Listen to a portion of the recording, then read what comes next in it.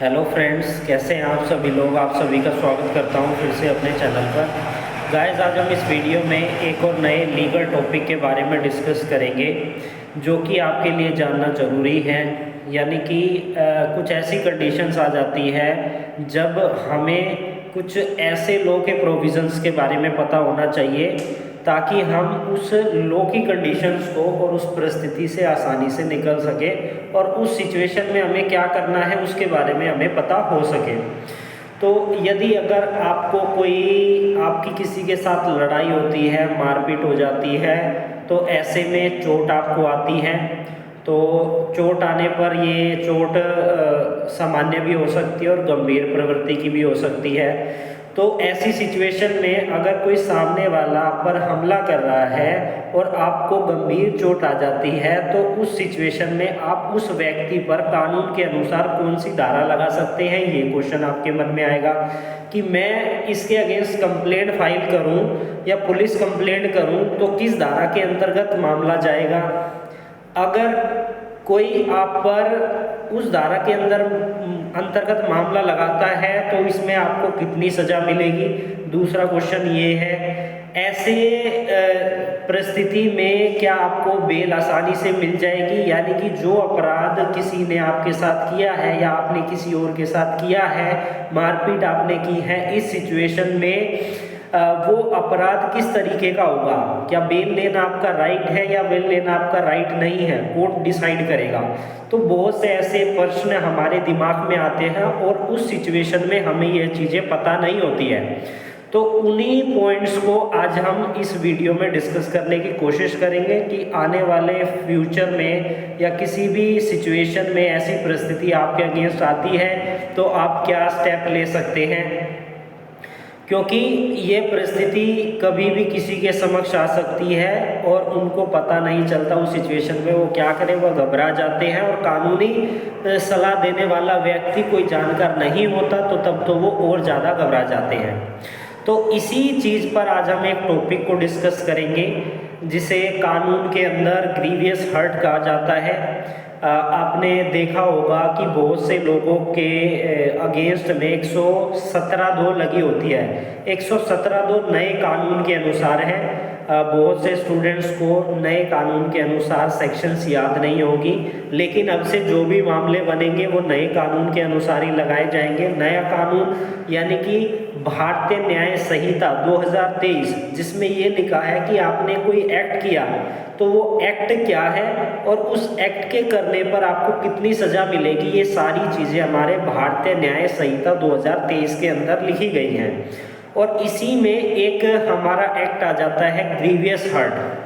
अगर कोई किसी को ग्रीवियस हर्ट पहुंचाता है यानी कि गंभीर चोट पहुंचाता है, उस सिचुएशन में उसके ऊपर 117(2) लगेगी नए कानून के अनुसार। 117(2) में पनिशमेंट बताई गई है, सेक्शन नंबर 117, जिसमें कि 4-5 सब हेडिंग दी गई है। अलग अलग सिचुएशन में अलग अलग 117(1), 117(2), 3, 4 इस तरीके से अलग अलग पॉइंट दिए गए हैं।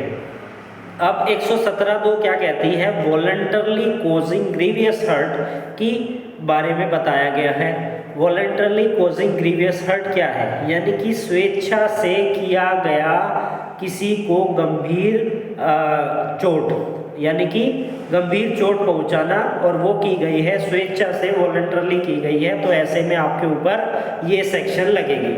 अब वॉलंटरली कॉजिंग ग्रीवियस हर्ट को समझने से पहले हमें ये समझना होगा कि ग्रीवियस हर्ट क्या होता है। जैसे कि वर्ड से पता चल रहा है, ग्रीवियस यानी कि गंभीर, हर्ट यानी कि चोट पहुंचाना, यानी कि गंभीर चोट पहुंचाना।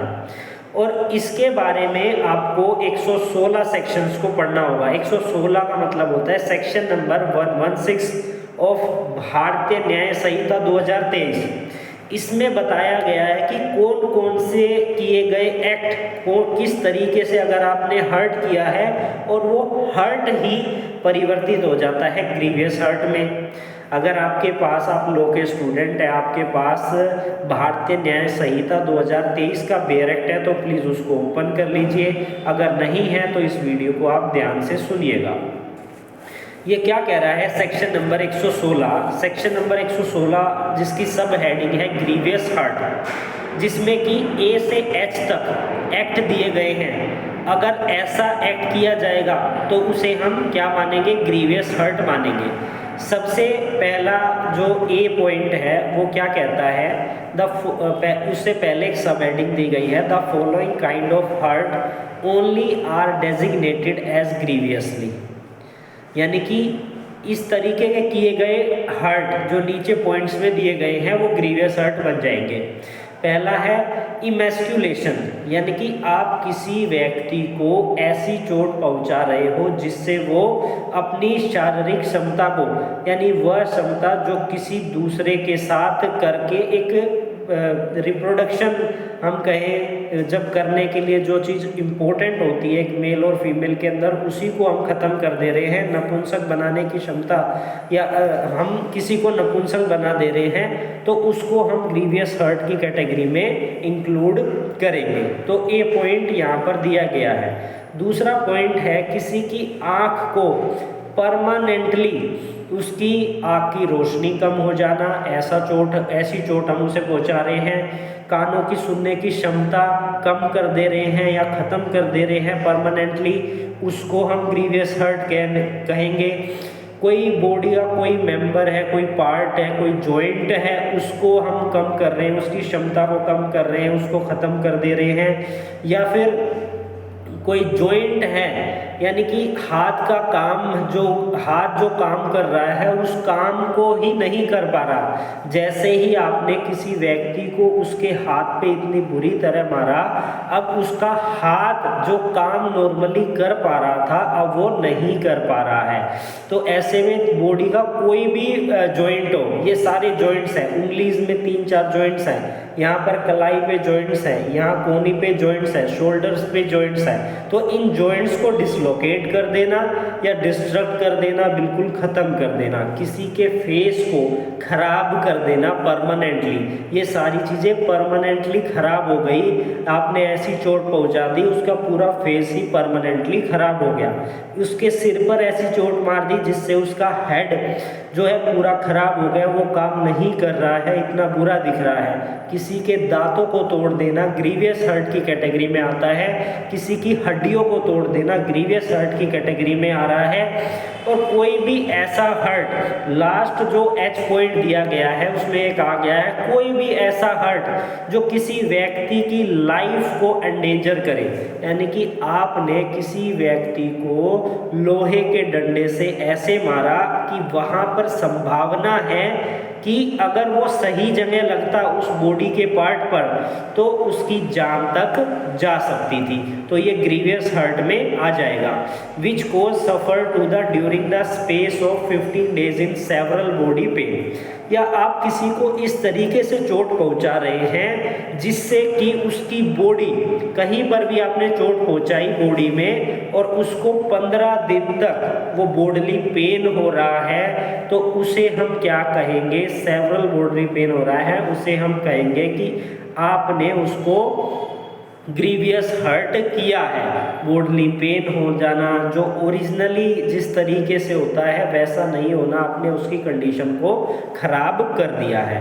तो ये हमने सेक्शन नंबर 116 के अंदर पढ़ा कि किसको हम क्या कहेंगे, ग्रीवियस हर्ट कहेंगे।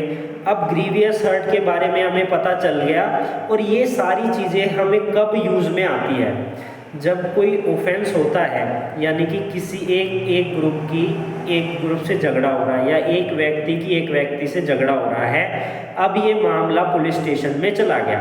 पुलिस स्टेशन अब क्या करें, पुलिस वाले क्या करेंगे, इन्वेस्टिगेशन करने के बाद कानून के अनुसार वो सेक्शंस लगा देंगे।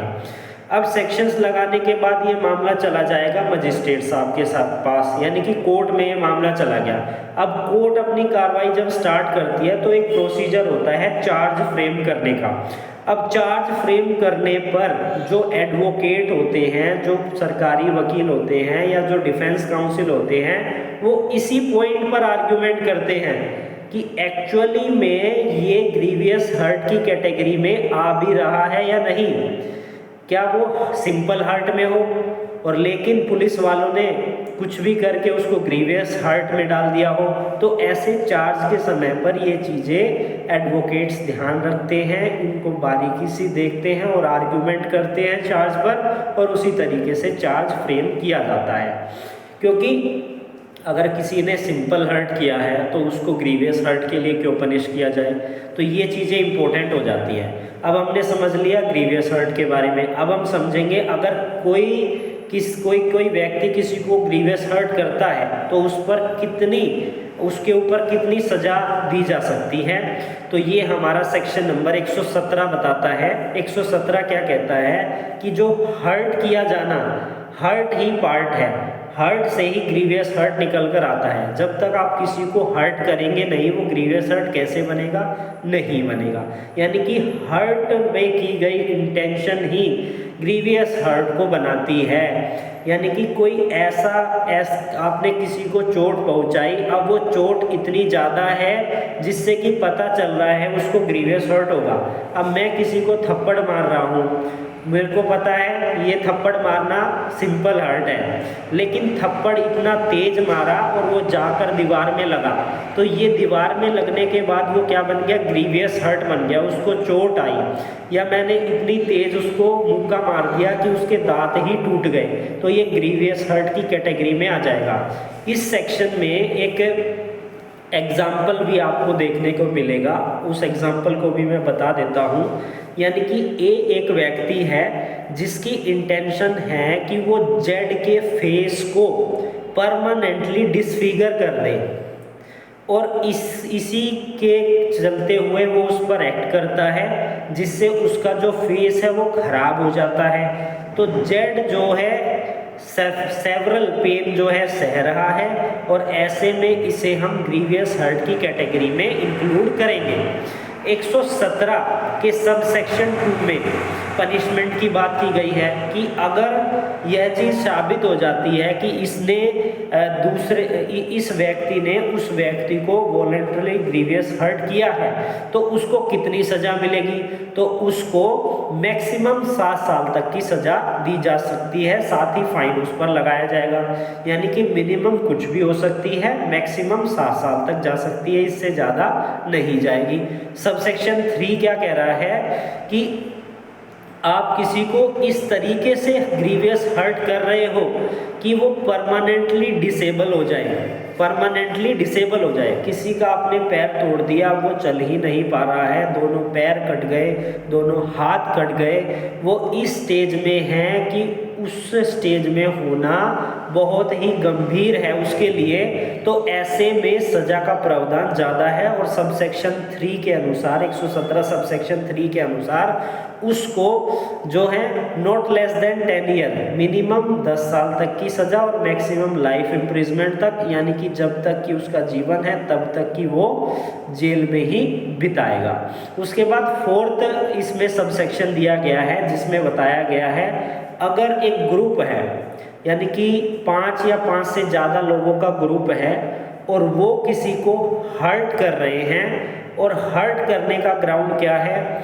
उसके रेस को ध्यान में रखते हुए, उसकी कास्ट को ध्यान में रखते हुए, उसकी कम्युनिटी को ध्यान में रखते हुए, sex, place of birth, language, personal belief या एनी अदर सिमिलर ग्राउंड, इन सभी पर, तो सभी व्यक्ति उस ग्रुप के उस ग्रीवियस हर्ट के लिए लायबल होंगे। एक व्यक्ति नहीं, सभी उसके लिए लायबल होंगे।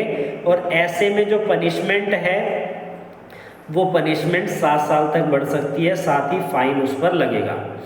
अब ये चीज़ें तो सभी स्टूडेंट्स पढ़ लेते हैं, लेकिन बारीकी से हमें और क्या क्या चीज़ें ध्यान रखना है। सबसे पहले तो अगर कोई मामला जिसमें सज़ा 7 साल तक है, तो उस मामले की प्रोसीडिंग कहाँ पर चलेगी? मजिस्ट्रेट कोर्ट के समक्ष चलेगी। 7 साल से ज़्यादा का मामला है तो कहाँ पर चलेगी? यानी कि जिसमें लाइफ इम्प्रिजमेंट तक की पनिशमेंट है, तो वो मामला सेशन कोर्ट में चलेगा। तो ये चेंजेस आपको पता होने चाहिए।